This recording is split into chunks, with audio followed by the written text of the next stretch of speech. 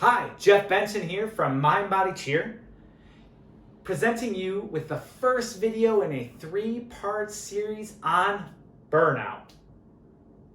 Parents and athletes, we're going to get to you later, but coaches, I want to start our video series specifically with you because I believe you are the first in the line of defense to help athletes avoid burnout or to overcome burnout.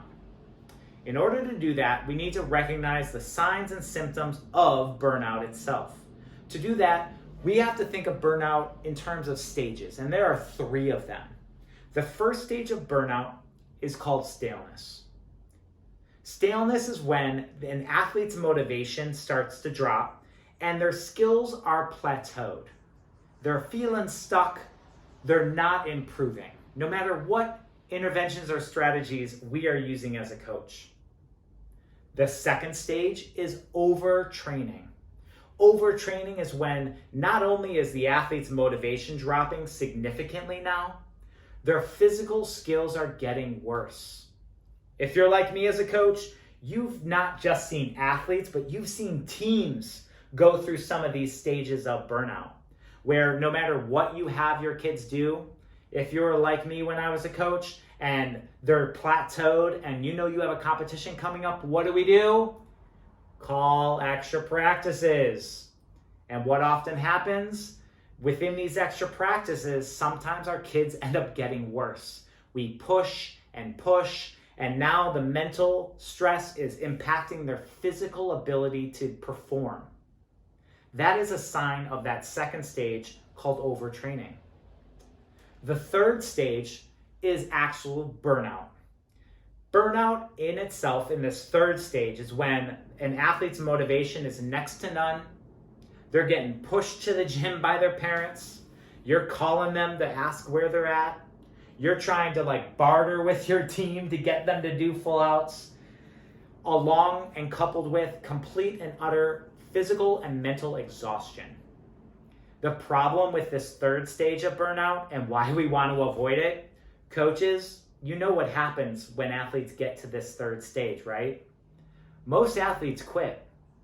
So understanding and being able to recognize when an athlete is showing signs and symptoms at staleness or sometimes even overtraining is going to help you be able to mitigate or avoid athletes slipping into that third stage. Now let's talk about the really important piece, which is, Jeff, give me some strategies on how to help me help my teams or individual athletes. All right, let's get to it with this metaphor. Imagine an hourglass filled with sand. We all know how hourglasses work. Sand starts falling, going to the bottom of the hourglass. Now, there are only 2 things that we can control. We can control the speed in which the sand falls, and we can also control how much sand we put at the top of the hourglass. We can't make the sand stop, and we can't push the sand back up, but we can control those 2 factors. So those are the ways I want you to think of the interventions that we can use. Here are just a few on how to add sand to our hourglass.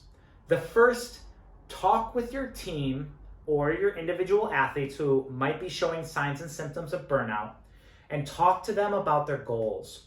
Quite simply, what do you want? Why are you here? Where do you want to go? Follow that up with, what are your values? What are the things that mean most to you? Who are you or who you want to become? Now, this may seem counterintuitive. You may not see the link, but I promise you, try it. When you start understanding what your athletes value, fun versus hard work, friendships versus excellence, you're going to have a better idea of how to navigate and get your teams to where they want to go. A team that's full of, we want to have fun and friendships, who also want to win the summit, there's a dissonance. And being able to have that conversation on how those 2 things are maybe not going to match is super important.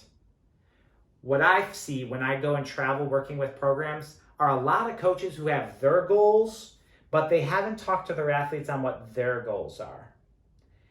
It's important that we are able to blend our goals and our values together to help add sand to the hourglass. Why? Well, if you have athletes who want fun and friendships, but unfortunately, you as a coach are talking about winning and being perfect and hitting zero and talking about the stress and winning NCAA, that sand in the hourglass for some of your athletes is going to go away real fast. You're going to see them experience burnout quick. But when you as a coach start asking athletes about what they want, coaching according to what they value, you're going to see more sand in that hourglass. You're going to see your athletes more desired, more focused on the things that you're asking them to do in practice. They understand the why. A second thing that you can do to add more sand to the hourglass, make practices entertaining. Make them fun. There are things you can do as a coach that allow you to move forward in the goals while also making it fun and exciting for your team. But you first have to know what they value. Because if your team values competitiveness, well, having stunt group versus stunt group is going to be a lot of fun. If your team values family and then you have them doing cutthroat competition with each other, I hope you can see how that's going to lower the sand in their hourglass. The third strategy, and my favorite because it's a 2-for-1, 2-for-1, is the growth mindset. Growth mindset is quite simply when mistakes occur, being able to overcome them and not see them as a sign or symptom of who you are. We are in competitive cheerleading. What that means is that our athletes are trying to be the best that they can be. They're trying to increase their skill level. Well, when they're trying to increase their skill level, there's increased pressure. So the problem is not in if they're going to experience failure, it's a when. So being able to foster a growth mindset, not worrying about perfection, but worry about improvement. Not focusing on comparing yourself to others, but focusing on, did I get better? Maybe I'm not there yet. We're able to add more sand to our hourglass, and we're able to slow down the trickle of sand to the bottom of our hourglass.